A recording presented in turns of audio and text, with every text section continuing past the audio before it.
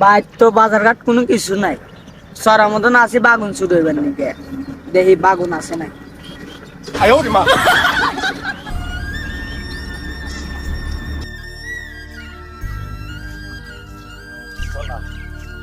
এই গাছের মধ্যে কি হারাস?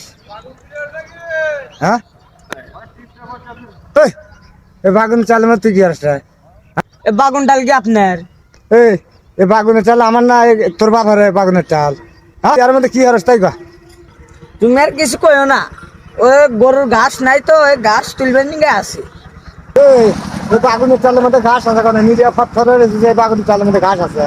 হ্যাঁ না, বাগুন চুরি হয়ে লেগে আছে ওতে।